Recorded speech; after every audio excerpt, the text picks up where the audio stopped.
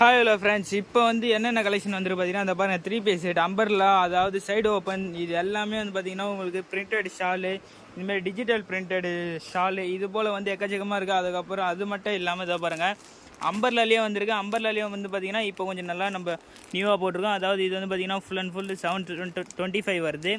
M2XXL combo packing. இதில் வந்து quality வந்து பார்த்தீங்கன்னா ரோமன் சில்க் வருது.